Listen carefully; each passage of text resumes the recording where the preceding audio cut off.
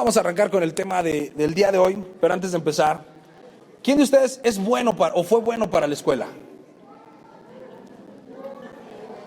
Mejor hacemos la pregunta al revés. ¿Quién de ustedes no fue bueno para la escuela? Tienes consuelo porque muchos levantaron la mano. ¿Alguna vez, mientras estudiabas, tuviste a ese típico compañero que estaba como poseído por las fuerzas del mal y que pasara lo que pasara, siempre sacaba 10? ¿No sabes qué rayos le daban de desayunar a él? O cómo lo golpeaban, no sé qué le hacían sus papás, pero siempre sacaba 10 y le iba muy bien en la escuela. Y él parecía no esforzarse y siempre salía en el cuadro de honor. Y uno se quemaba las pestañas estudiando y cuando sacaba 7 ya te sentías el niño pródigo de la familia, no el prodigio. Decías, no hombre, saqué un 7. ¿A alguien le pasó algo así? Qué padre, ¿no? Qué padre que éramos los que íbamos por el 7. Hace unos meses nos reencontramos en el Face, algunos amigos de la secundaria, no hace tantos años, de cuando yo estudiaba la secundaria. Y en la secundaria yo tenía un amigo que era muy listo, era de esos que te digo que estaban poseídos por las fuerzas del mal. Y aparte era raro, porque siempre sacaba 10, era muy dedicado y no le gustaba echar relajo. De hecho, cuando los maestros salían del salón, tú sabes que cuando un salón sin maestro deja de ser salón, aquello se vuelve un campo de guerra, un cuadrilátero de la AAA y todo lo que se te ocurra. Y mientras nosotros nos matábamos unos a otros, literal, a veces nos matábamos, este amigo lo que hacía era tomaba su cuaderno y se iba hasta atrás a esperar a que el caos acabara y algún maestro regresara. Nunca participaba de la locura en la que estábamos nosotros y era tan listo que yo juraba que él iba a ser astronauta. Este cuate tiene que ser algo así, ¿no? Es bien listo. Pues no lo encontramos, bueno, me lo encontré por Facebook y pues no, algo le pasó, no sé qué, pero aunque él era el de 10, el de diplomas, ni siquiera ha terminado su licenciatura. Está divorciado y tiene una vida muy X y muy a medias. Y a mí me causaba intriga eso. ¿Por qué? Sí, era el listo, ¿no? Digo, de mí se entiende, pues, no, cualquiera lo hubiera esperado, pero de él. Y meditando en esto, pensaba lo importante que es la sabiduría. No basta con tener capacidad o con ser listo. Si tú eres muy inteligente y muy hábil, pero no eres sabio, no vas a llegar lejos. Entonces, ¿cuántos sabios sabemos acá? No soy listo, yo soy sabio. Va a ser nuestro lema a partir del día de hoy, ¿sale?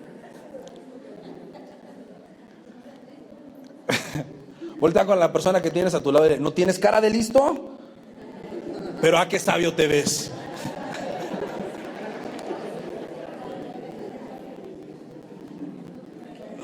Muy bien, entonces, justo de eso estaremos hablando el día de hoy. Hoy vamos a hablar Vamos a leer lo que está en el título, no me cambies el título. ¿De qué vamos a hablar? El principio de la sabiduría. Vamos a quitarnos ese estigma de que, bueno, ya no fuimos listos, pero por lo menos vamos a ser sabios. Y vamos a aprender qué dice la Biblia, qué dice Dios acerca de la sabiduría, qué dice Dios de cómo podemos realmente llegar a ser sabios. Y hoy vamos a estudiar un versículo bíblico. ¿Cuántos versículos vamos a estudiar?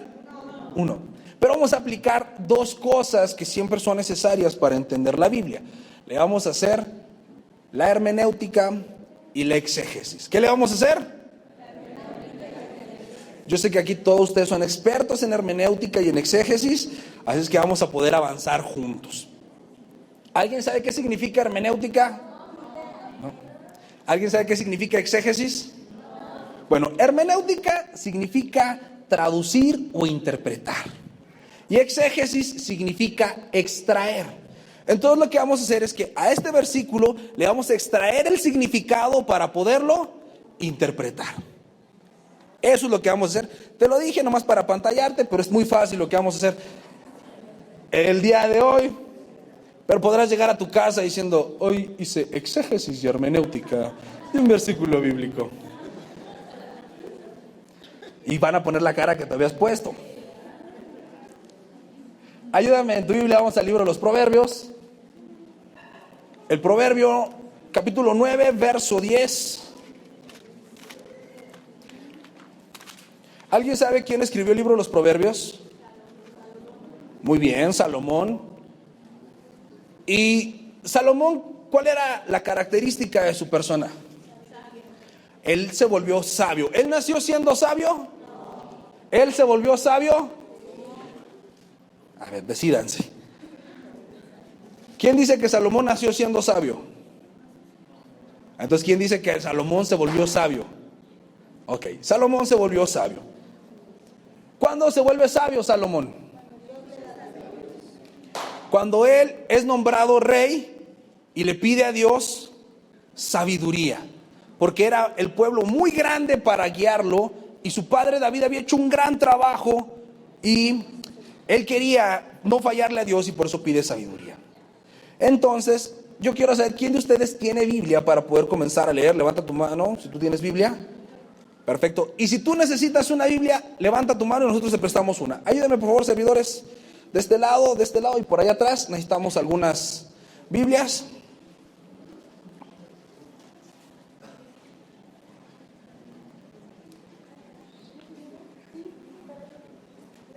Acá adelante necesitamos otra también, por favor. Y parece que atrás, ¿ya todos tenemos Biblia?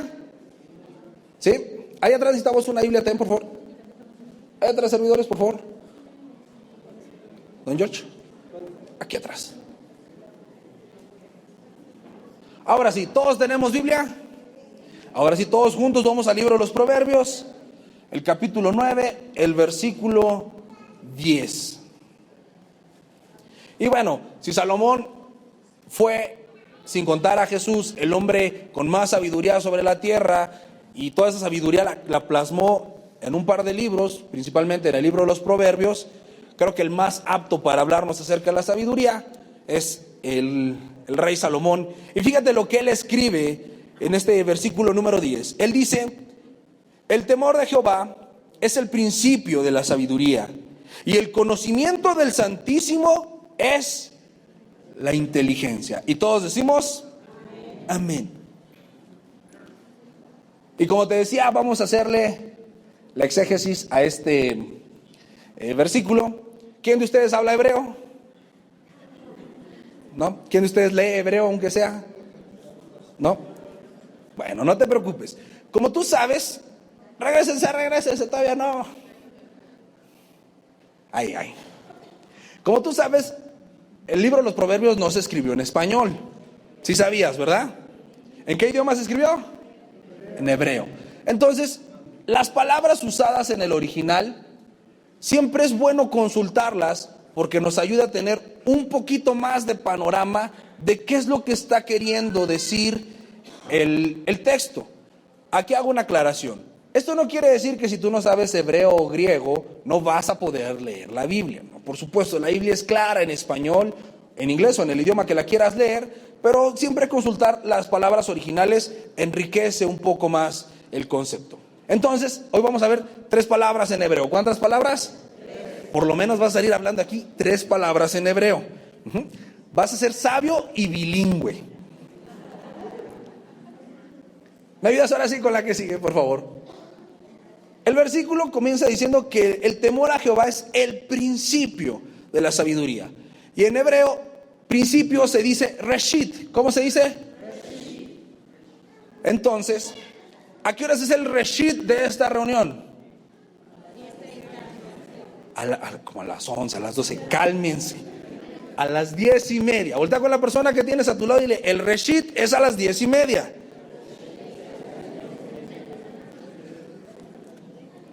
No te pierdas la bendición de adorar y alabar a Dios. Llega a las 10:30 y hagámoslo todos juntos. Entonces, reshit es la palabra utilizada para referirse al principio, cuando dice que el principio de la sabiduría. Y esta palabra es utilizada para referirse al fundamento. Por ejemplo, cuando edificas una casa, ¿qué le pones a esa casa? Cimientos. Se llama reshit. lo que sostiene una casa, el fundamento o el cimiento es Reshit. Entonces es una de las aplicaciones que tiene la palabra. Regrésate tantito. También significa principal, algo que comienza o lo que encabeza a. Y bueno, evidentemente comienzo. Pensemos esto, dice el principio de la sabiduría. Entonces con esta definición podemos pensar que el fundamento para ser sabio, lo que encabeza la sabiduría o el punto que te va a ayudar a empezar a tener sabiduría es el temor de Dios. Pero también usa otra palabra. ¿Me ayudas con la que sigue, por favor? La siguiente. Sabiduría. Sabiduría se pronuncia hak-ham. ¿Cómo? Muy bien, lo pronunciaron perfecto. Hak-ham es sabiduría y puede utilizarse esta palabra para la habilidad de discernir, diferenciar o elegir. ¿A quién le faltó hak-ham al casarse? A nadie. A nadie que siga casado. A nadie que siga casado. Sabiduría significa elegir, diferenciar. No quiere decir llenarse solo de conocimiento, porque si bien la sabiduría implica conocer, no es conocer por conocer. Es recibir un conocimiento que nos va a permitir hacer ¿qué? Una elección. Te va a ayudar a tomar una buena elección, a saber discernir. ¿Qué es discernir? Entender. ¿Alguna vez han visto cómo cuando construyen, agarran arena y la pasan por unas cosas con cuadritos para que caiga la arena cernida y arriba queden las piedras? Eso es discernir, separar las cosas, lo útil de lo que no sirve, lo útil de lo que no sirve o de lo inútil. Y bueno, diferenciar es saber, valga la redundancia, lo que hace distinto a una cosa de otra. Entonces, el principio para poder discernir, elegir y diferenciar es el temor a Dios. Pero ¿qué significa temor? Ayúdame con la que sigue, por favor. Bueno, ahí está tu mente trabajando de que vas a ser sabio. Amén, amén. La que sigue. Temor significa yirja. ¿Cómo se dice temor en hebreo? ¿A quién le gustan las películas de yirja? Hay algunas personas que disfrutan espantándose. Bueno, dejémoslo así. Yirja se utiliza cuando se quieren referir a temor, a miedo y ¿a qué? A terror. Entonces, vamos a tratar de meter los significados que hemos aprendido el día de hoy en este versículo. Fíjate, diría, el terror de Dios es el fundamento para decidir bien. ¿Quién dice amén? ¿Y por qué te quedas con cara de no te creo nada? Habiendo sacado el significado de las palabras, que fue la exégesis, pasemos a la hermenéutica, que es interpretarlo. ¿Esto qué significa? Hay dos tipos de sabiduría: la sabiduría humana y la sabiduría celestial, la sabiduría que proviene de Dios. ¿La sabiduría humana es buena o es mala? Ok, saben que me gusta preguntar, pero me pone muy triste que me ignoren.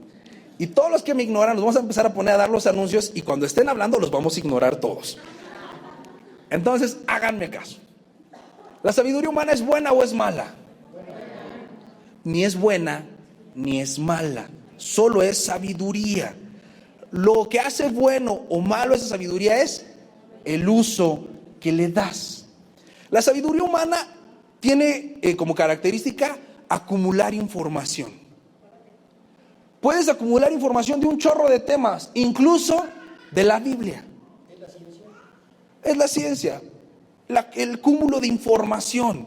Yo puedo tener un montón de información acerca de la Biblia y aún así ser sabiduría humana. Porque puedo saber cuántos libros tienen, qué años fueron escritos, cuál fue primero, cuál fue después, por qué están acomodados como están acomodados, quién los escribió, a quién se le escribieron, para qué se le escribieron, saber hebreo, saber griego, y aún así tener solo en mi cabeza información. La información es útil y es necesaria, claro, porque la información te da poder, pero es peligrosa porque a medida que tú te llenas de información, estás alimentando no solo tu mente, sino una parte en tu ser con la cual batallas seguido. Esa parte se llama, muy bien, todos lo conocen, el egocentrismo, mi yo. Alguien que sabe mucho se cree mucho. El que entre más sabes, más te crees. Pero el conocimiento envanece, no es útil. No es útil la sabiduría humana. Y está la otra sabiduría, que es la sabiduría que proviene de Dios, que es la que estamos tratando de entender el día de hoy. No solamente recibir información, sino que toda la información que yo tengo me ayude a tomar buenas decisiones. Y esas buenas decisiones se va a saber si fue buena o no fue buena, basados en Dios, no basado en mí. Entonces, tú no solo necesitas conocimiento, necesitas sabiduría. Las personas que han adquirido gran sabiduría humana son las que más se resisten a creer en Dios, porque creen que lo saben todo, sin darse cuenta que, como dijera el filósofo, yo solo sé que no sé nada. Entre más te pones a aprender, más te traumas, porque te das cuenta que no sabías nada. El que no estudia cree que sabe y vive engañado creyendo que sabe. Porque se pone a estudiar, empieza a aprender que todo lo que creía saber no lo sabe. Este versículo, la segunda parte dice, el conocimiento del Santísimo es la inteligencia. Tú necesitas conocimiento ¿de quién? De Dios. ¿Cómo vas a conocer a Dios? Leyendo la Biblia. Pero no solamente leyéndola, sino practicándola. Porque si solo la lees, te llenas de sabiduría humana. Tienes información. Y a veces la sabiduría humana termina negando quién es Dios y cuestionando quién es Dios. Porque la Biblia dice que nuestro corazón, ¿cómo es? Perverso y engañoso, más que todas las cosas, es el corazón. ¿Quién lo conocerá? Y nosotros jugamos al engaño por no ser sabios. Vivimos engañados, nos dejamos engañar y engañamos a los que nos rodean. Si tú pones atención, las películas más taquilleras son las películas emotivas o decimos que traen mensaje. ¿A quién le gustan las películas con mensaje? Pueden ser películas infantiles, de caricaturas, de alguna tragedia, de algún héroe. Y a todos se les recomienda algo. Les dicen, sigue tu corazón. Oye tu corazón. Persigue tus sueños. Y estamos aventando a toda una generación a escuchar su corazón, a seguir su corazón y a perseguir sus sueños. Pero si la Biblia dice que el problema de la humanidad está ¿dónde? En el corazón. Si te pones a escuchar a tu corazón, ¿cómo te va a ir? Pero ahí estamos siguiendo el consejo de Nemo, ¿no? Vamos a seguir el corazón a ver a dónde nos lleva. Crucemos el océano, desobedezcamos a nuestro padre, volvamos vándalos. Al cabo estábamos siguiendo nuestro sueño. Es tan peligroso escuchar nuestro corazón y le hacemos tanto caso. Nos enfocamos tanto en yo quiero cumplir mi sueño. Un pastor por ahí un día dijo una cosa que me dio mucha risa, también un poco de coraje, pero decía, yo necesito el dinero de ustedes para cumplir mis sueños. Y es el problema. ¿Cuál sueño es el importante? ¿Mi sueño? No. ¿Tu sueño es el importante? No. Hay un solo sueño que es el importante. El sueño de Dios. El plan y el proyecto de Dios. Y es aquí donde nos damos cuenta que no tenemos temor a Dios y vamos a ir hacia allá. Pero estamos hablando de la parte del engaño. Mi corazón siempre me va a aconsejar y me va a pedir y me va a sugerir que yo haga cosas que ofenden a Dios. Porque mi corazón quiere ser complacido. Mi corazón quiere ser apapachado. Mi corazón quiere sentir placer. ¿Quién sabe que no todo lo placentero es bueno? Y también depende del momento. Pero nos dejamos engañar porque creemos que tenemos la capacidad de controlar las situaciones. Y empezamos algo llamado coqueteo. ¿Alguien ha coqueteado alguna vez? Entonces, yo no. No me refiero solamente al coqueteo que hay entre dos personas. Cuando coqueteas con el pecado. Cuando te empiezas a dar permisitos. Porque crees que no pasa nada. Porque dice la Biblia, no seas sabio en tu propia opinión. Antes, apártate del mal. ¿Quién de aquí es sabio? Amén, que seas sabio, pero no en tu propia opinión.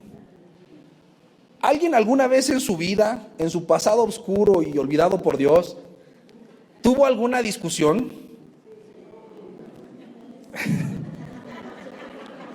Pero hace muchos años, yo sé que ya no le sucede. ¿Por qué discute la gente? Porque quieren y creen tener la razón. Son sabios en su propia opinión. Y pues son necios al final del día. A veces las personas están con una crisis existencial, casi al borde del suicidio, por una tontería. Porque no quieren aceptar que están mal. Y prefieren morirse con la suya que cambiar y ser felices.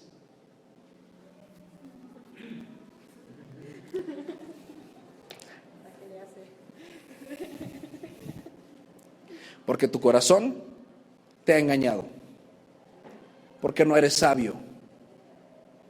Y estás tratando de engañar a los demás. Y entonces decimos, yo soy sabio. ¿Quién sabe? Yo tengo la razón. Hay personas que culpan al mundo de todo lo que sucede. Cualquier persona puede ser culpable, menos ¿quién? Menos yo. Ah, bueno, yo estoy así por la esposa que me tocó, o por el jefe que tengo, o por quién sabe quién, o por Peña Nieto, ¿no? Peña Nieto y el diablo son los culpables favoritos de todo. El diablo que me tienta y Peña Nieto que invita a Trump. Pero no. ¿Quién decide en tu vida?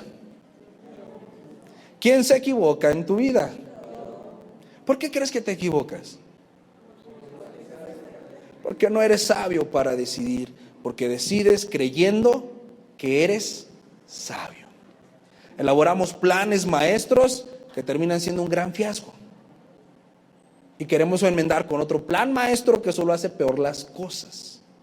Pero entonces, si la sabiduría es la información que me ayuda a decidir bien, y para que yo comience a tener ese fundamento, a ser sabio, necesito tener temor de Dios. Entonces, ¿qué es el temor de Dios? Analizar lo que a Dios no le agrada y no hacerlo. Muy bien. Obedecer sus mandamientos. Habíamos dicho que la palabra yirja significa terror, miedo o temor. ¿Yo tengo que tenerle terror a Dios? Entonces la Biblia miente. Aquí vamos a hacer la correcta interpretación. El temor de Dios. La Biblia dice que el esclavo no permanece para siempre en la casa, pero el hijo sí. ¿Cuál es la motivación para obedecer de un esclavo? El miedo. ¿El miedo a qué? A ser castigado, a ser azotado, a que no le den de comer o a que no le paguen. Yo quiero platicarte una gran verdad que viene en la Biblia y que Jesús habló más de esa verdad que ningún otro hombre en toda la Biblia. Y esta verdad se llama infierno y condenación. ¿Quién dice amén?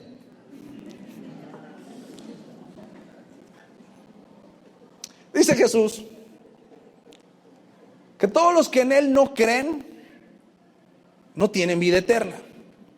Que todos los que han pecado están destituidos de la gloria de Dios y para ellos se reserva el lago de fuego, donde sufrirán eternamente, donde el gusano no muere, donde estarán siendo atormentados día y noche. ¿Por cuánto tiempo?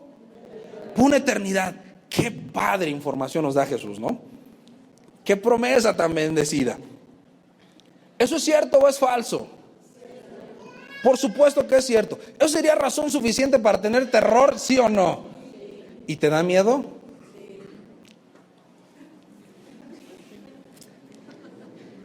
Ojalá te dé miedo. Pero si tú obedeces a Dios solo por miedo de ir al infierno, tarde o temprano te vas a cansar de obedecerlo. Porque esa es la manera en la que obedece un esclavo, a través del miedo.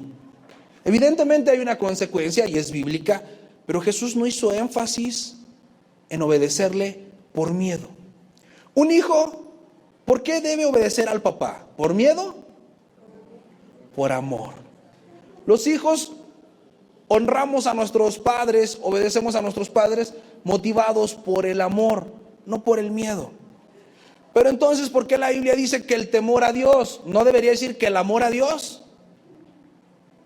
En esta lógica, hasta este momento, sí. Pero te voy a explicar cuál es el temor a Dios. El temor a Dios no es solamente tener miedo, encontrarte con su ira, que ciertamente pasaría si no lo obedeces, sino tener miedo a perderte su gracia.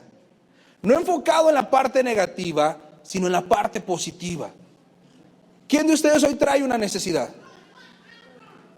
¿A quién de ustedes le hace falta un milagrito? Pregunta, ¿quién puede suplir tu necesidad y hacerte el milagro? ¿Con quién tendrías que estar caminando? Entonces, por eso el temor a Dios es el principio de la sabiduría. A mí tendría que darme miedo, no el castigo, sino perderme la bendición. Yo debería tener miedo de decidir de manera equivocada, porque si yo decido de manera equivocada, me estoy alejando de Dios. Estoy quedando lejos de Él, y solamente en su presencia hay consuelo, hay paz, hay un amor incondicional, una aceptación plena, y tengo la provisión para todas mis necesidades. ¿Quién me va a amar como Dios? Nadie. ¿Quién me va a cuidar como Dios? Nadie. ¿Quién me va a tener la paciencia que Dios me tiene? Nadie. Ese es el temor a Dios. No tener miedo al castigo, sino tener miedo de no corresponder un amor tan santo y tan limpio como el que Él nos tiene. Mi motivación para venir los domingos no es, ay, no me quiero ir al infierno. No, mi motivación es, yo quiero más de Dios en mi vida. Yo quiero conocerlo más. Por eso dice, la inteligencia es el conocimiento del Santísimo. Porque si yo lo estoy conociendo, yo me convenzo cada día más que Él es el único que puede bendecirme, el único que puede ayudarme. La Biblia dice que mi alto refugio, mi escudo, mi sostén y mi defensa es Dios. Y cuando estás afligido, ¿qué es lo que buscas? Un escudo, una defensa y un refugio. Eso es Dios. Y la Biblia también dice que Él tiene cuidado de los pobres, que es el esposo de las viudas, que Él provee y cuida de las aves, cuanto más no cuidará de mí. Él es todo y lo tiene todo. Yo tengo que ser sabio enfocándome en Dios, no en las circunstancias, no en las cosas que me rodean, mucho menos enfocarme en las personas. Porque los cristianos tenemos un gran riesgo, la idolatría. La idolatría no es temor a Dios, sino temerle al hombre o a las circunstancias. Porque a lo que le temes le eres reverente. Si yo temo estar lejos de Dios, voy a ser reverente a Dios, voy a pasar tiempo con Dios, voy a querer que Él sienta agrado cuando vea mi vida. Pero cuando yo no estoy temiendo a Dios y estoy temiendo a una persona, voy a querer quedar bien con la persona, que la persona me mire y se sienta agradada con mi vida. Y yo estoy quitando a Dios para poner a una persona o a una circunstancia. Y ni las personas ni las circunstancias te pueden salvar. Ni las personas ni las circunstancias te pueden dar lo que tú necesitas. En Romanos 1:22 dice así, no te preocupes, no está en la presentación, pero yo te la platico. Queriendo ser sabios, se hicieron necios, no considerando a Dios y su gloria, haciendo figuras de hombres y de animales ante los cuales postrarse. No considerando a Dios y su gloria. Para ser sabio, ¿a quién tienes que considerar? A Dios y qué? Y su gloria. A Dios y su gloria. Y es que nos volvemos necios cuando perdemos de vista la gloria de Dios. La gloria de Dios es su majestad, su magnificencia y todo lo bueno que de Él se desprende. Pero Él te salvó y te puso en la tierra para que le des ¿qué? Gloria. ¿Y qué es darle gloria a Dios? Reflejar lo que Él es. ¿Para qué te puso Dios aquí en este mundo entonces? Para que tú reflejes lo que es Dios. Para que la gente al verte pueda ver aspectos del carácter de Cristo. Y no nomás te diga, uy, ¿eso que vas a escuchar de la palabra?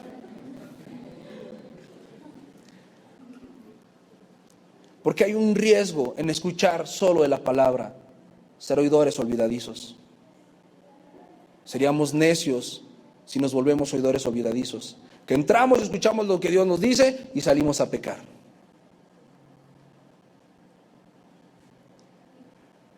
La Biblia habla de un momento importante que es el juicio. Y pone una parábola de Jesús juzgando a los santos. ¿Cuántos santos hay acá? Todos levanten su mano. ¿Cuántos santos hay acá? Todos somos santos porque somos llamados, escogidos y apartados por Él y para Él. Y dice que Él va a juzgar nuestras obras. El fundamento es Cristo. Y dice que verá que edificamos sobre el fundamento, si edificamos oro, plata y piedras preciosas, o heno, paja y hojarasca. Y que serán puestos los dos al fuego. ¿Qué creen que le pase al heno, a la paja y a la hojarasca cuando sean sometidos al fuego? Se consumen. Pero ¿qué pasa si metes al fuego al oro, a la plata y a las piedras preciosas? No les pasa nada, se perfeccionan, se purifican. Y dice que así va a ser tu vida y la mía. Que el que siembra paja, heno y hojarasca sufrirá gran pérdida. ¿Qué significa esta parábola, esta comparación? ¿A qué hace referencia la paja, el heno y la hojarasca? ¿Perdón? Pero tratemos de ser prácticos. Yo sé que no debo hacer heno, paja y hojarasca, pero ¿eso qué significa? ¿Qué es lo que no tengo que hacer? El heno y la paja y la hojarasca son pasajeros. Es por temporada, es efímero. Cuando tú le das importancia a lo pasajero y a lo efímero, cuando decides basado en eso, ¿qué crees que estás edificando? Heno, paja y hojarasca que no permanece. Pero el oro, la plata y las piedras preciosas representan lo eterno, lo que no pasa. Cuando tú decides buscando lo eterno, entonces estarás edificando sobre tu vida esas características. Pregúntate, ¿qué tan sabio soy? ¿Qué estoy decidiendo? ¿Decido para lo temporal o decido para lo eterno? Tomo decisiones en todas las áreas de mi vida, en mi matrimonio, en la escuela, en el trabajo, con los vecinos, con los hijos, en mi arreglo personal. Pienso y digo cosas. La Biblia dice, de toda palabra vana que salga de tu boca, darás cuenta. ¿A quién le gusta hablar tarugadas? Velas apuntando porque te van a pedir cuentas allá arriba. ¿Quién le gusta pensar vanidades? ¿Qué es una vanidad? Que te malviajas, ¿no? Uy, no, si yo tuviera eso, estaría bien padre, ¿no? Y llevaría a todos y les enseñaría. ¿A alguien le gusta hacer eso? ¿En qué te estás enfocando? ¿Eso es enfocarse en lo eterno? No. Eso es la paja, el heno y la hojarasca. Pero si tú estuvieras pensando, ¿esto cómo me acerca más a Dios? ¿Esto cómo glorifica a Dios? ¿Qué tengo que hacer en mi trabajo para que de veras parezca cristiano? Y principalmente, ¿qué tengo que hacer en mi casa para que ellos crean que sí soy cristiano? Entonces yo estaría pensando en lo eterno y yo sería sabio, porque la información que tengo de Dios me ayuda a no quererlo perder y entonces tomar decisiones para no estar lejos, sino todo lo contrario, para acercarme más cada día. Hoy has tomado una buena decisión. Has venido a escuchar la palabra de Dios, la santa, incorruptible palabra de Dios. Pero puedes parecer sabio y terminar siendo un necio. Si cada semana te entra, como decía tu mamá, por una oreja y te sale por el otro. Si esto no lo tomas y dices, ok, yo quiero ser sabio, voy a empezar a tomar decisiones con temor de Dios, no por impulsos ni por emociones. Porque cómo nos gusta decidir por las emociones. ¿Estoy contento? Digo que sí a todo. ¿Estoy enojado? Digo que no a todo. ¿Pensé lo que decidí? No, nomás decidí por las emociones, siguiendo mi corazoncito. Pero si yo voy a ser sabio, me voy a detener y voy a pensar qué estoy decidiendo y para qué lo estoy decidiendo. ¿Me quiero casar o no me quiero casar?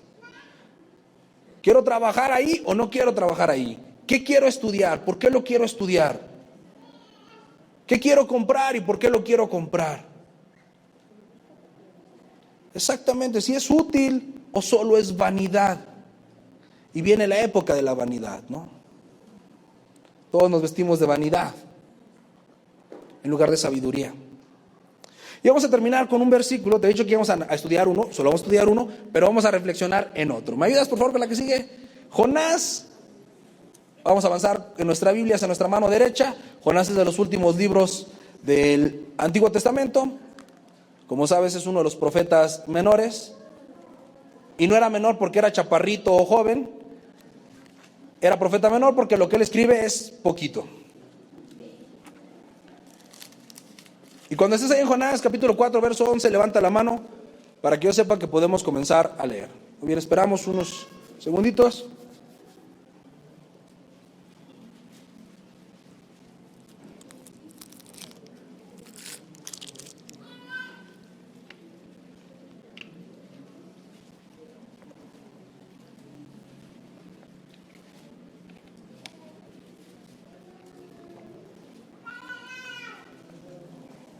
Muy bien, en lo que buscas Jonás 4:11, voy a platicarte. Yo sé que todos ustedes saben la historia de Jonás, ¿sí o no? ¿Quién sabe la historia de Jonás?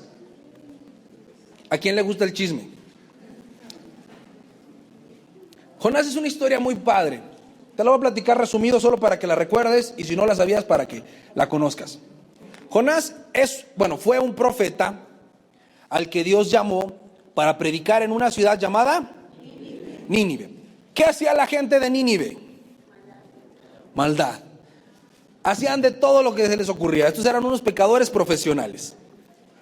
Entonces Dios le dice a Jonás: ve a Nínive y diles que estoy harto de su pecado, que si en 3 días no se arrepienten, los voy a consumir. Y Jonás, muy sabio, ¿qué hace? Huye del mandato de Dios y se va para otro lado. Y en su gran sabiduría se le ocurre meterse al medio del mar. ¿Qué dijo? Dios no sabe nadar, no me va a alcanzar acá. Y Dios le manda una tormenta y casi se hunde su barco. Y la tripulación hace lo más sabio que podían hacer. ¿Qué le hicieron a Jonás? Le echaron, este es el maldito, échenlo al mar, que se maldiga solo. Y Jonás cae al mar, en medio del mar. ¿Y qué le pasa ahí? Porque dicen que se lo come una ballena. Eso le pasa a Pinocho. A Jonás se lo come un gran pez.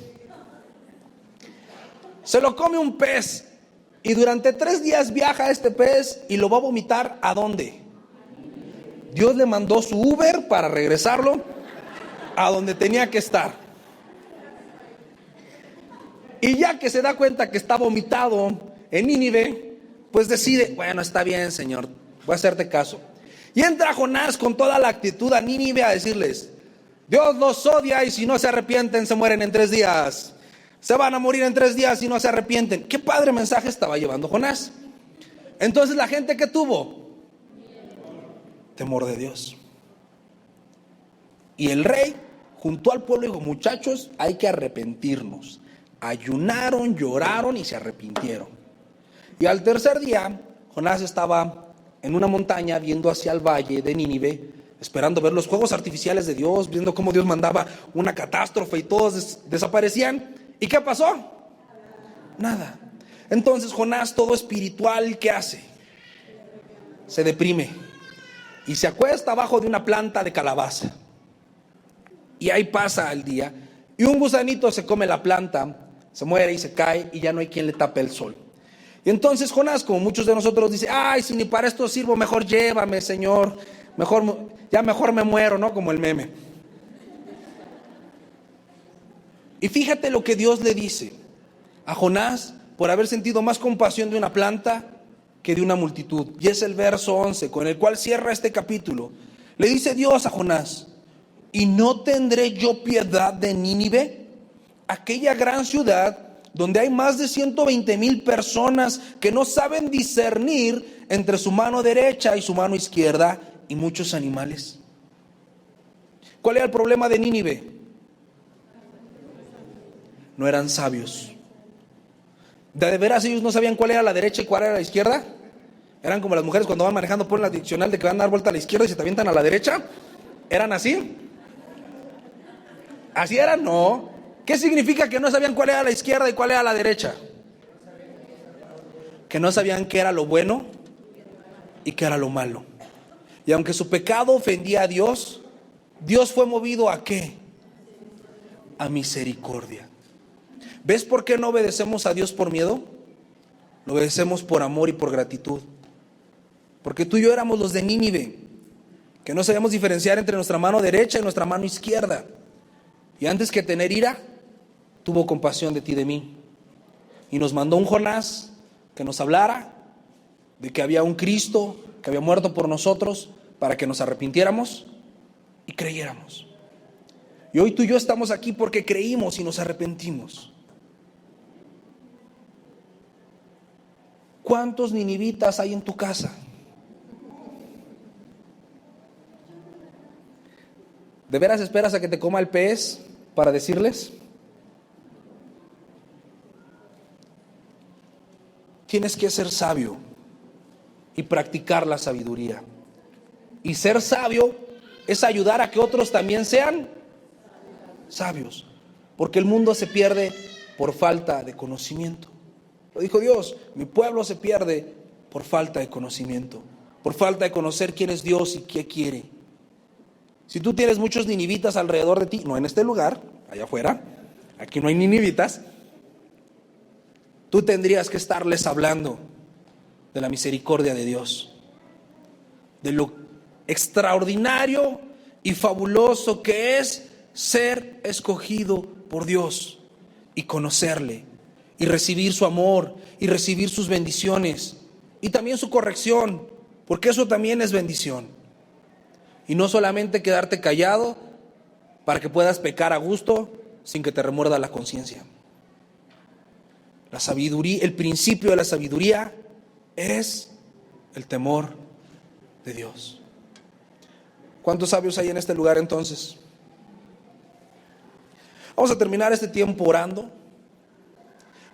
pero quiero que reflexiones en eso. ¿Qué decisiones has tomado y dónde te tienen tus decisiones? ¿Y qué decisiones debes tomar? ¿Y cuál es la motivación para que tomes esas decisiones? Para que realmente puedas ser sabio. Y ojalá dentro de esas decisiones esté ir y predicarle a los que no saben diferenciar entre su mano derecha y su mano izquierda. Amén. Muy bien, deja ahí tus cosas. Cierra tus ojos por un momento.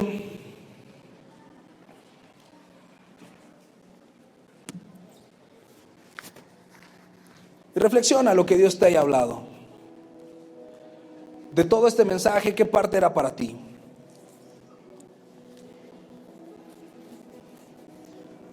A lo mejor tu motivación para obedecer a Dios había sido simplemente miedo.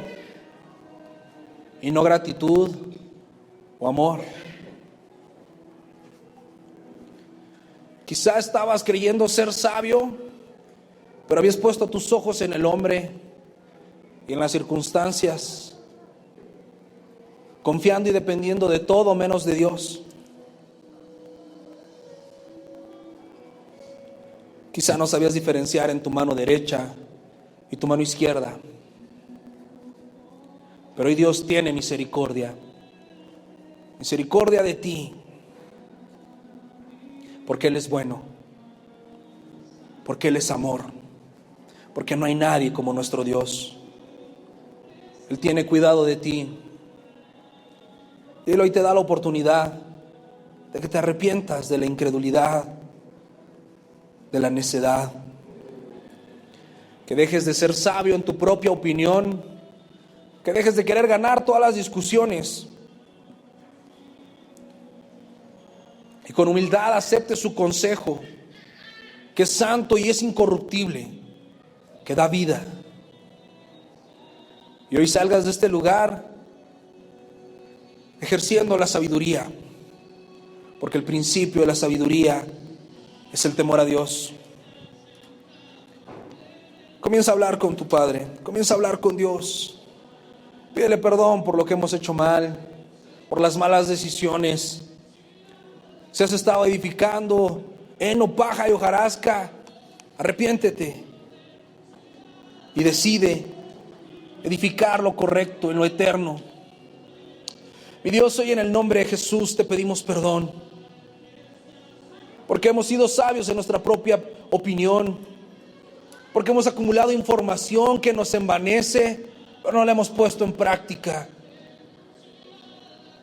porque hemos permitido que nuestro corazón perverso y engañoso nos confunda y nos engañe, porque hemos estado coqueteando con el pecado, porque hemos creído que somos lo suficientemente sabios y maduros para dejar esto cuando queramos, sin darnos cuenta que cada mala decisión que tomamos trae consecuencias, y la peor de ella es que nos aparta de ti. Hoy queremos pedirte perdón, Señor, por nuestros pecados, por nuestra necedad, por la maldad de nuestro corazón. Ayúdanos, Jesús, a responder a tu palabra, a tener la inteligencia que es el conocimiento del Santísimo, a conocerte en lo secreto, a conocerte en la oración y en el estudio de la palabra. Que no seamos oidores olvidadizos, que salgamos de este lugar a poner en práctica lo que hoy nos has hablado. Decidir con sabiduría y no por emociones. Decidir buscando agradarte a ti. Que como dice tu palabra, todo lo que hagamos, lo hagamos como para Dios. Lo hagamos buscando agradarte. En cada ámbito de nuestra vida, en lo laboral, en lo profesional, en la educación, en nuestro hogar, con nuestro cónyuge, con nuestros hijos, con nuestros padres y con nuestros hermanos, aún con los vecinos, con los demás hermanos en la fe. Ayúdanos a ser sabios, ayúdanos a decidir lo correcto, a no hablar vanidades, a no pensar vanidades, a pensar y hablar en lo eterno, de tu verdad, de tu amor y de tu misericordia, a disfrutar una relación plena contigo y absoluta, a no tener miedo del castigo, sino miedo de fallarte, miedo de alejarnos de ti, porque tú eres todo lo que necesitamos, tú eres la respuesta para todo. Danos la sabiduría de tener temor y detenernos a pensar antes de actuar. Dejar de decidir por emociones, dejar de creer que tenemos la razón y aceptar tu palabra antes que nuestros pensamientos. Aceptar tu manera de pensar por encima de lo que yo siento. Aceptar tu ley y tus mandamientos más que mis impulsos y mis deseos. Señor, santifícanos. Queremos ser sabios, no necios. para poder ir y llevarle el mensaje de esperanza, de misericordia y de amor a aquellos que hoy no pueden diferenciar entre su mano derecha y su mano izquierda. Cada persona en nuestro hogar que aún no te conoce, Señor, que ninguno se pierda. Por favor, permite que todos escuchen tu mensaje y lo crean. Haznos personas sabias, prudentes, que no estemos dominados por las pasiones ni por las emociones, que estemos gobernados por tu Santo Espíritu y tu palabra. Bendice, Señor, te ruego a todos estos mis hermanos y hermanas, todos estos tus hijos, que han dispuesto en su corazón ser sabios, buscar de ti y escuchar tu palabra. Fortalécenos en la fe. Bendícelos donde quiera que vayan, que puedan ser luz. Que esta semana que inicia puedan seguirte dando la gloria. Que te consideren a ti y a tu gloria. Que todo lo que hagamos sea para que tú seas glorificado, para que el mundo te conozca. Que nuestra vida sea agradable a ti. Fortalece esta iglesia. Sigue haciendo tus maravillas. Y como ese Padre bueno, suple las necesidades, consuela a los quebrantados, fortalece a los débiles y levanta a los caídos, para que seamos sabios.